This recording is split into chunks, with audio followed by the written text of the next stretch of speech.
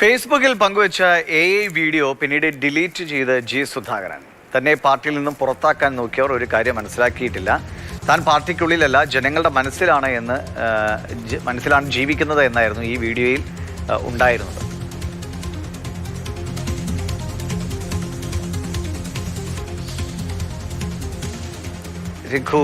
രഘുനാഥ് നാരായൺ വിവരങ്ങളുമായിട്ടും. രഘു, നേരത്തെ ജി സുധാകരൻ്റെ ഒരു വാർത്താ സമ്മേളനം ഉണ്ടായിരുന്നു. അദ്ദേഹം മാധ്യമങ്ങളോടൊക്കെ വളരെ കുറച്ച് രൂക്ഷമായ ഭാഷയിലാണ് സംസാരിച്ചത്.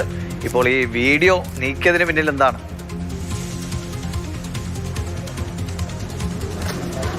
എന്താണ് അതിൻ്റെ യഥാർത്ഥ കാരണമെന്ന് അറിയില്ല. ഒരു വീഡിയോ ആയിരുന്നു, ദിവിഷ് പറഞ്ഞതുപോലെയുള്ളതായിരുന്നു അതിനകത്തെ കണ്ടന്റ്. കാരണം കഴിഞ്ഞ കുറച്ച് ദിവസമായി CPM ജി സുധാകരനെ വല്ലാണ്ട് രീതിയിൽ ആക്രമിക്കുന്നുണ്ട്. പൊതുസമ്മേളനം വിളിച്ചടക്കം സുധാകരൻ വർഗവഞ്ചകനും കൊലകുത്തിയാണെന്നുള്ള രീതിയിലുള്ള പ്രചാരണമാണ് നടത്തുന്നത്. അദ്ദേഹത്തിൻ്റെ വീടിൽ നിന്നും വരെ പോസ്റ്റർ ഒട്ടിച്ചിരുന്നു. ഒരു പക്ഷേ ആ പാർട്ടിയിൽ നിന്ന് പുറത്തു പോയാൽ ജി സുധാകരൻ ഒന്നുമല്ല എന്നുള്ളതാണ് ഇടുക്കിയിലെ MM മണി, CPMൻ്റെ മുതിർന്ന നേതാവ് MM മണി പറഞ്ഞത്.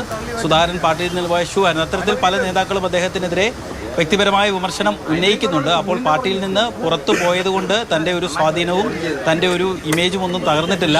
ഞാനിപ്പോഴും ജനങ്ങൾക്കിടയിലാണ്, ജനങ്ങളുടെ ഉള്ളിലാണ് എന്നുള്ളതാണ് സുധാകരൻ ആ വീഡിയോയിലൂടെ പറഞ്ഞു വെച്ചത്.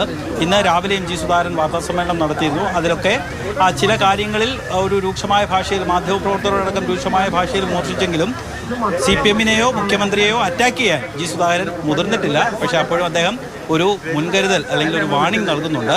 എന്നെ ആക്രമിക്കാൻ വേണ്ടി വരരുത്, എന്നെ ആക്രമിച്ചാൽ ഞാൻ തിരിച്ചും ആക്രമിക്കുമെന്നുള്ളതാണ് അദ്ദേഹത്തിൻ്റെ ഇപ്പോഴത്തെ ഒരു ലൈൻ. ശരി, രഘുവാണ് വിവരങ്ങൾ നൽകിയത്.